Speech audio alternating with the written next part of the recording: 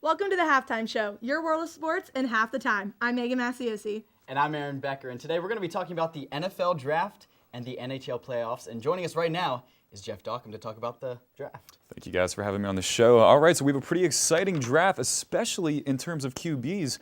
Somebody that stands out, Sam Darnold out of USC. He's a pretty big boy, and he's a big prospect. So what do you guys make of him so far? I personally think he takes a lot like Ben Roethlisberger. He's a big UP, he's almost 6'4", he has quick feet. His ability to read the field, especially like down on plays, is incredible. And the way his stance though is kind of weird. He has like a really wide base, and his throwing motion's a little bit strange. But I don't know. He reminds me of Ben. I think he's going to be drafted pretty high this year. Yeah, I agree. I think the Browns are going to take him number 1 overall, aside from Saquon, but he's also in the mix there too. But Sam Darnold, he's got the ability to go out on the field right away and make some plays for a team that really needs him.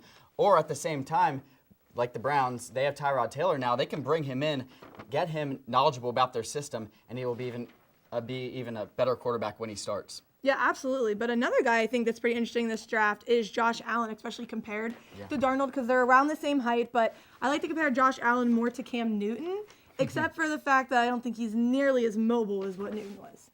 Yeah, Josh Allen, he's got a cannon. At his pro day, he posted a video of himself just throwing an 80-yard touchdown bomb with ease. His accuracy is very good with the deep ball. Mid routes, not so much maybe, but he's definitely got a cannon. He has that big playability for an offense that has some speedsters on the outsides. Absolutely. Yeah, his footwork's a little rough though, and he still has some improvement that needs to be made. But you guys are definitely right. He's one of the top prospects, and I'm excited to see where he lands on April 26th. He actually worked out with the Chargers the other day, and I think he'd be a good fit there because Phillip Rivers is not getting any younger. But let's move into a quarterback who I think is going to struggle a little bit in the draft, and that's Lamar Jackson, because I don't think he's one of the strongest quarterbacks in it. No, you're definitely right. But he's a very versatile player. Obviously, he's high risk. His footwork shaky, his throws shaky. But this guy, what he's done, he was the Heisman winner in 2016, and look what he did last season. He ran for 18 touchdowns, I believe, and threw for 10. Yeah, he kind of reminds me of like a Cordell Stewart, like when the Steelers had him. And let's look how Cordell Stewart turned out. He wasn't great, so I think Lamar Jackson's going to take the same route. Yeah, Lamar Jackson, there's been a lot of speculation whether this guy should even play quarterback in the NFL. Oh, yeah. A lot of guys are saying that he should be a receiver, but he's been sticking to himself, even with the help of Michael Vick, who kind of reached out to him and said that Michael Vick sees a lot of similarities in this guy as he saw in himself. He's a very versatile player, he's a playmaker, and he's sticking to his guns that he wants to be a quarterback and not running the 40 to show that, yeah, he's got speed, but that's not his top priority. His top priority is being a quarterback in the NFL. He also kind of reminds me of Terrell Pryor, because he also came into the league thinking that he was going to be a quarterback, and now he's a wide receiver. So we'll see. Yeah, we'll see how that works out for him. But let's move into my least favorite quarterback of this draft, and that's Baker Mayfield. And you don't like him either. So. Baker Mayfield, he's got a little bit of an attitude. There's a difference between confidence and cockiness. Yeah. You look at the NFL, though, and there's a lot of guys who kind of cross that line from confidence to cockiness. I guess at the end of the day, though, it comes down to if you can back it up. And Baker Mayfield, he's got the IQ. A lot of people are comparing him to Johnny Manziel, but he's got a higher IQ than Johnny Manziel. But at the end of the day, is he going to make the plays? Is he going to be that starting quarterback, that franchise quarterback for a team that needs him? I don't know. There's a lot of speculation. I think he will be dropping lower than I think people realize. I'm thinking mid to late first round, though. That's what I was thinking, too. If he has a strong offensive line wherever he goes, I think he'll start to do well. But it's going to depend on his attitude and his development, because even in the combine, he refused to do some drills for a couple teams, and I just don't think that's how you should start off your NFL career. No, absolutely not. But so what do you guys think of Saquon Barkley? Ooh. Probably the top prospect in the entire draft. Yes, Saquon. He's probably the biggest playmaker in the draft. If the Browns don't take him number 1, I think they're a little crazy, but Sam Darnold, like I said, is also a great pick. But if Saquon falls to the Giants, I don't know why the Giants don't take him. There's been some thoughts that the Giants might take a quarterback, but they have Eli Manning right now, and if Saquon Barkley falls to them, I don't think they I think they would be stupid not to take him. I think the Giants would be absolutely stupid to not take him. He absolutely killed it at the draft. He ran a 4.4 40, benched 29 reps, and he had a 41-inch vertical. So this man, I mean, he's a powerhouse. This guy, I mean, we haven't seen someone like him. This is a generational guy. Yeah, We haven't yeah, seen someone like him in decades. So Yeah, I mean, I think he's going to be the ultimate running back to get this year. But let's move into wide receivers because it's very weak this year. What do you think of Calvin Ridley? Yeah, Calvin Ridley, he's about 6 foot.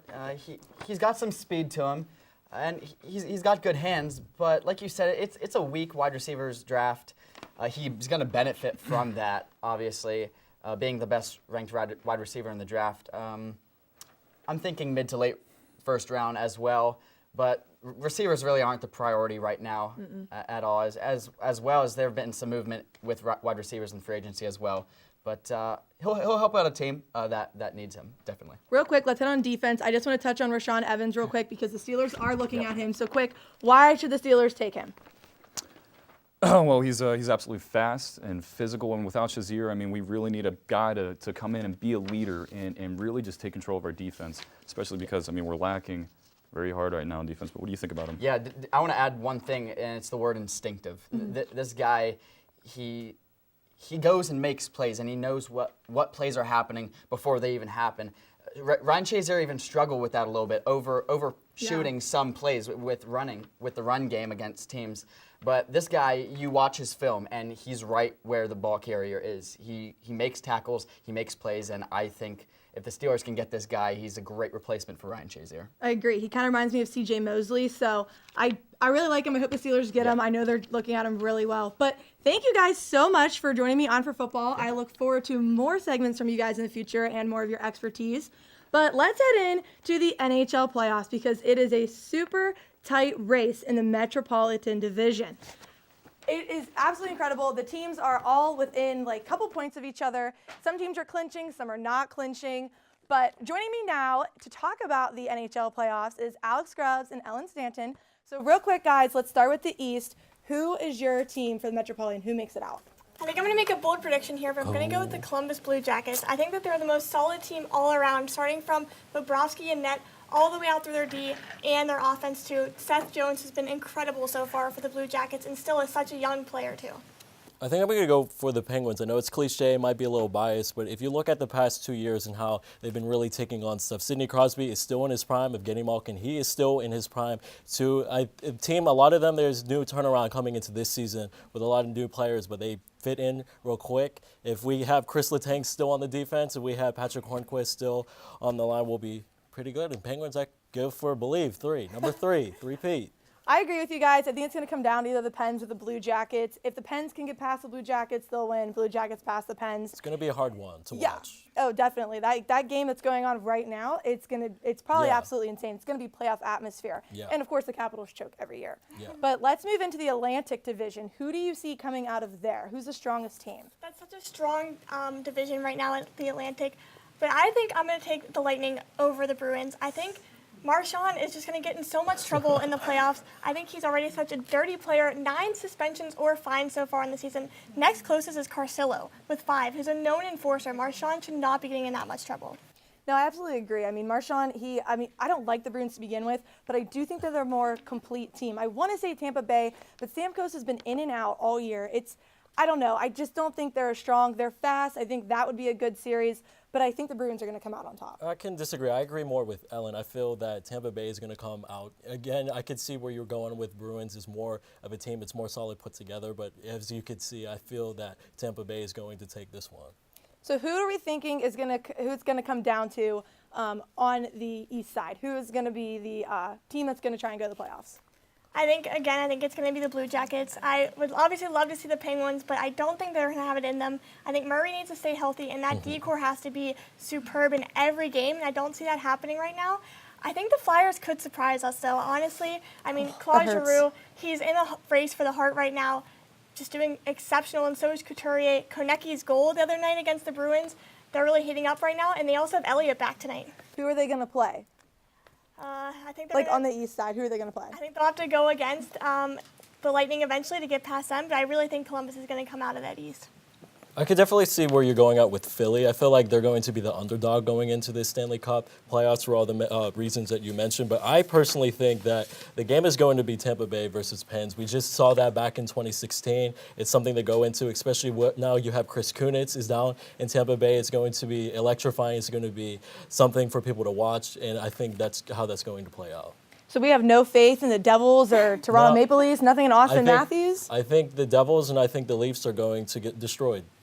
I think Babcock is a great Yeah. coach. I think he's obviously done so well. 103 points so far in the season for Yeah. the Leafs. A great feat. But looking at their stats, they don't have the defense to back it up. Mitch Marner leading the team in points, but he's a minus on the season. They need to have that defense coming into the playoffs. No, I absolutely agree with you. I don't think one player defines the team. I think they rely a little too much on Austin Matthews, so that's their problem. But let's flip over to the West. Everyone is talking about the Vegas Knights, but one team I think everyone's sleeping on is the Predators. And they have 116 points right now. I mean, Vegas is impressive, but the Predators, they were just there last year.